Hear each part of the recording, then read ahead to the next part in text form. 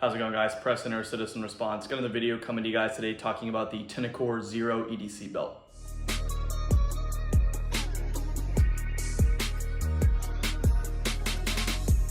For years, I've been running the Next Belt line of EDC belts. They're a great company. They make a good product. But as anything, I like to check out the latest guns, holsters, accessories, all the things of the sort, for the sole purpose of finding and developing the best system that works for me.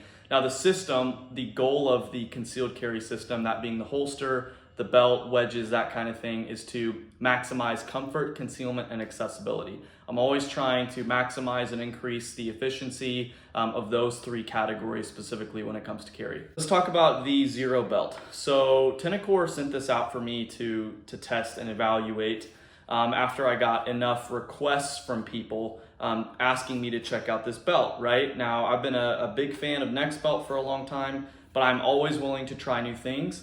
So I went ahead and Tenicor sent one out to me to do a review on, and just immediately, right as I took it out of the package, I was shocked by how light it was. I've been running the same belt for 5 years now, and this one is, I think, about 3 or 4 ounces lighter than the Next Belt that I had been using. And I just immediately noticed how light it was. And at first that kind of freaked me out because I'm used to having a more semi-rigid gun style belt for EDC.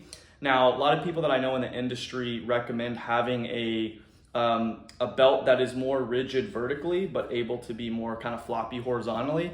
And I haven't really dug into this myself, in this concept myself, until I took a look at this belt. First thing you're gonna notice with this belt is the buckle. It is absolutely tiny relative to any other buckle that I've seen on the market for an EDC belt. And also, there's no Velcro anywhere on this belt.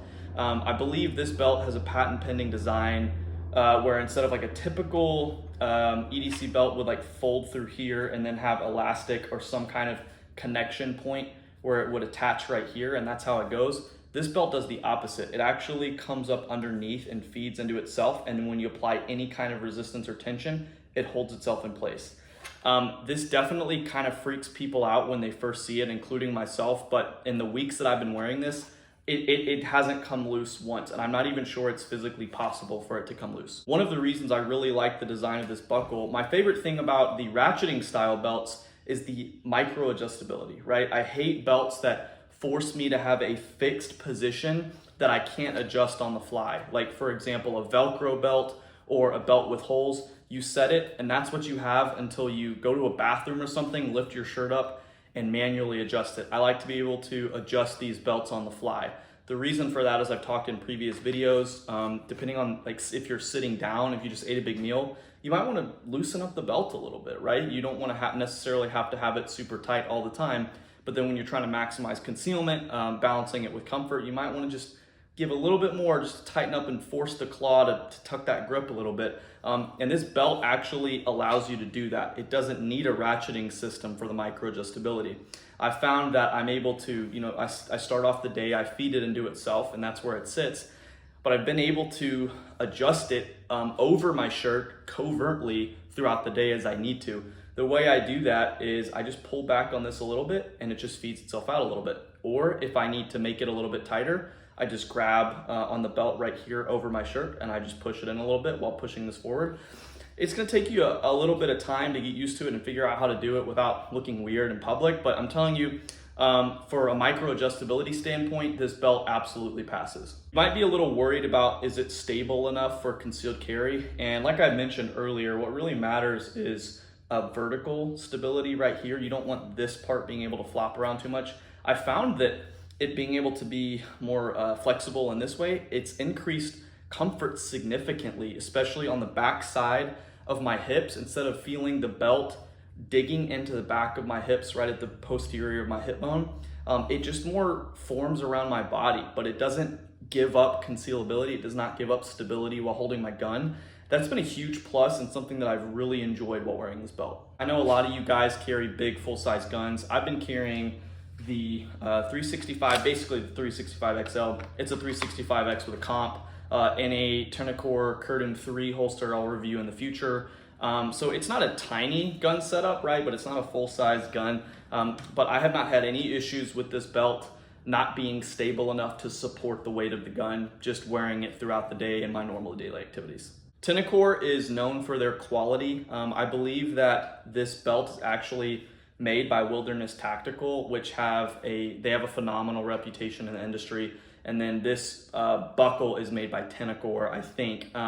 And so, yeah, I haven't had this thing for years yet, and maybe I'll do a long-term review after I have it for a few years. But I've been wearing it every single day on and off my job, like 24/7 when I'm not asleep. And I haven't had any issues with the belt fraying or seams coming off or anything like that. Worn it at a few range days shooting. It's not really, enough like testing a gun. You gotta shoot a lot, put a lot of round count through it. This is just kind of one of those things. You'll see how it holds up over time. But in the first few weeks that I've worn it, it's held up great. It's been hard for me to come up with any cons. I really like to think of pros and cons for a company, right? How they can improve a product, but I'm really struggling with this one.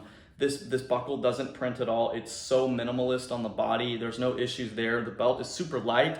It's able to withhold any gear that I strap onto it. And I haven't had any issues. Now, one caveat I will say, so I wasn't sure what size to go with. I wear a size 32 pant for inside the waistband carry. I like to have a little extra room, so I'm not trying to shove a gun into tight pants, but I'm technically like a 29 or a 30 waist. So I got a 32, and I think this tail is a little long. It goes a little bit too far back. So one thing I would recommend is ordering this at your actual waist size, not necessarily your pant size for concealed carry. Guys, as always, thank you so much for watching the video. That's all I got for you today. Great product from a great company. As always, if you have any questions or you have any comments, just go ahead and sound off in the comments below. Get the conversation started. Learn a lot from you guys. Get some different perspectives on gear and guns and stuff like that. And I love to hear from you guys. If you made it to the end of the video, if you've been on the channel long enough, I like to talk a little bit about my faith. It's really important to me, and I like to share what I've been learning recently for you guys, for those who stick around to watch the end of the video. I currently am reading through the book of Proverbs, and that's my challenge to you. If you're not sure where to go in the Bible and you're kind of stuck in a plateau, let's read through Proverbs. I think there's a lot of really practical wisdom, practical life advice. And I'm currently loving it right now. I just finished up Job, which can be kind of a drag. So jumping into Proverbs has been really fruitful in my life. And I pick a passage and I keep something short, and that's what I really, really resonate on for the day. Because it's so dense, and there's so much life advice and experience in there that it's too much to take in all at once. So just a little bit a day is good for you. Guys, as always, thank you so much for watching the video. Get out there, train hard, stay safe.